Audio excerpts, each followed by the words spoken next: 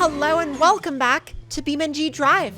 And in this video, we're going to be taking a look at the Hirochi CCF. Now, this is, honestly, it's an ND Miata, and it's pretty easy to tell that it's an ND Miata. However, that is not to say in any way that that's a bad thing. And in fact, I genuinely love this car, and I think it has a place in just about anybody's BeamNG car collection. And now we get to see what it drives like when it's not completely upgraded to the moon.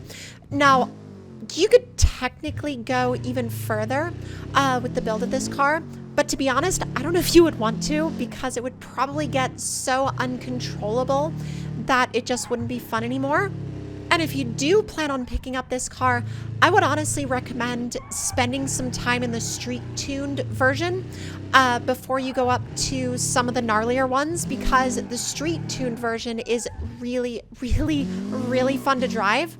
The only issue with the street-tuned one is if you give it a little bit too much oversteer, it can be a little on the unhappy side because it doesn't actually have all that much steering angle for which to counteract that oversteer. So it's a really well-balanced car. You just have to kind of plan ahead for the rotations. However, with that being said, I did have a really good time driving it. I do kind of want to see a little bit more of a, I don't know, I would love to see a drift preset for this car. Although, and maybe there was a drift preset hidden in there somewhere. Although I looked through them, and on this particular version of the mod, I don't think there was. But then again, you never know. There could always be one that I had missed. Now, I know a lot of y'all are probably more interested in the off-road variants of this car, potentially the Safari variant especially. So don't worry, we're going to get to the Safari variant momentarily. Although I saw a ramp at the end of this road and I had intrusive thoughts. And as it comes back down and hits the ground, you can honestly really see how this resembles a lot of the vanilla BeamNG cars, a lot of the developer quality cars. Even though this is technically a quote-unquote mod, it's a gnarly level of development for any kind of mod in honestly any game, but BeamNG in particular takes so much effort to do a mod like this and to develop a car like this that looking at it now, I can honestly, I don't even know where to begin, because the level of complexity and detail is so far above even my own understanding of what it takes to make a car like this in BeamNG. Although, you know, we couldn't just stop with the Safari build, or rather the default Safari build. I had to go ahead and mess around with, you know, engine options here, engine options over there, engine swaps, this, that, and the other. And what we ended up with was honestly something that I really enjoyed driving, although it was a little bit tricky to drive until I figured it out. And when I say it was a little bit tricky to drive, I kind of mean that in the sense that it was tricky to drive on the basis that I still hadn't really fully adjusted my brain from the rear wheel drive version, and coming over to the higher horsepower all-wheel drive version was honestly a little bit more than I expected it was going to be. And I'm sure that that had a lot to do with, I don't know, ending up with a turbocharged flat six in something this small. But engine stuff aside, honestly, the build of this thing was really, really fun. And it was a build that I would totally do again. And then I also, when I was building out the engine, I originally put the ultra heavy duty block in the car. And then I was like, hold on. I looked at the stages of blocks, and then I realized there was a stage 1, stage 2, and then like a stage 20 something. And I was like, what the hell is this? So of course that was the one that I used, and I mean, it never blew up, so I guess that's a win. Although I don't know if I maybe kept it on the road long enough for it to blow up, because this was our first crash. And so after that, I was determined to make it around this corner. And on my second attempt, we almost went in the water again, but we're good. Unfortunately, though, our attempt to go off this ramp was not so good.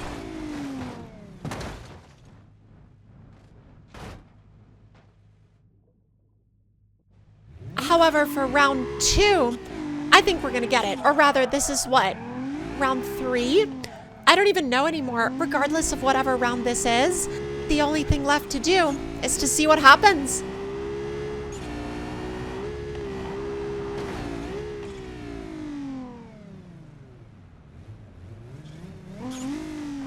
And with that absolutely pinpoint accurate landing, not only was the landing pinpoint accurate, but it kept one of our body panels. Like, look, one of our body panels is just sitting back there on the ship. And now that that's all over, I was kind of like, yeah, I think I'm kind of done with that part of the map. Of course, after that, though, I was like, well, we've got all of this power. We've got this lifted suspension. I mean, this thing has, technically, this thing has crawl control. And I was like, I doubt it's tall enough to actually, like, go down a course like this. But then again, you never know what might surprise you. And so I decided, let's just absolutely send this thing down a trail and see what happens. Although, a little spoiler alert for y'all, it doesn't go well.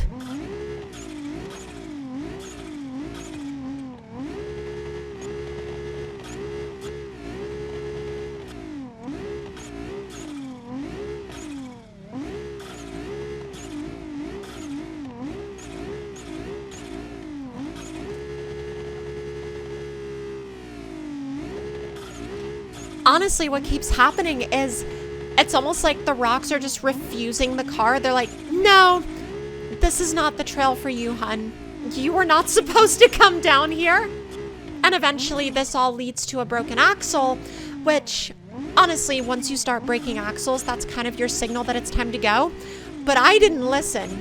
And, well, simply because of the fact that I didn't listen, I didn't get much farther either.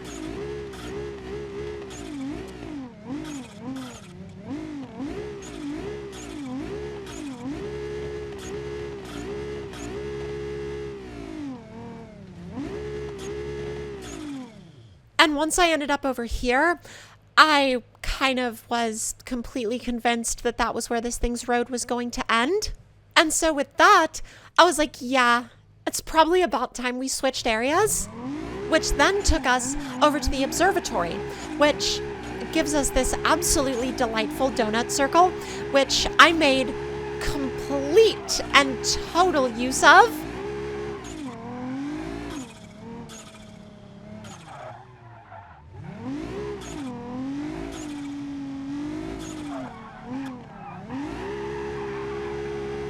And as time went on and I drove the car more and more, I just honestly just kept getting more and more comfortable with the way it drove.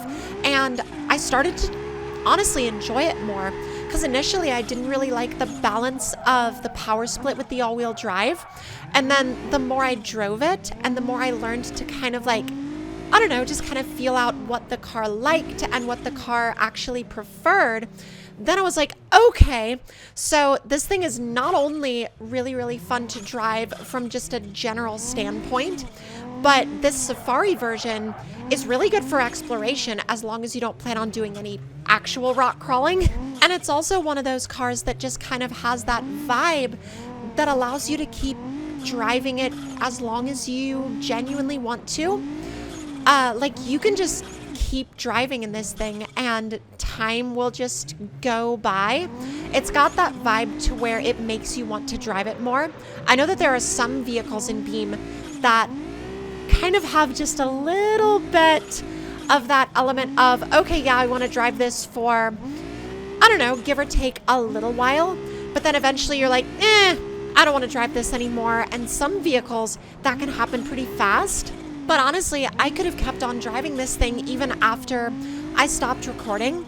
And, oh, also, didn't know there was deep mud here, but I also didn't know there was a massive drop. And the massive drop legitimately scared me. It was like a jump scare moment for me. And I don't know why, but it was just kind of one of those things that when it happened, I was like, oh, so that's how this is gonna go?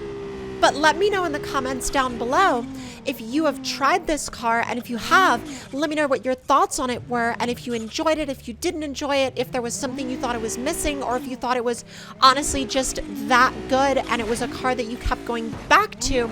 Let me know any and all thoughts and opinions you might have in that comment section down below. And I cannot wait to see y'all in the next one. Talk to y'all later.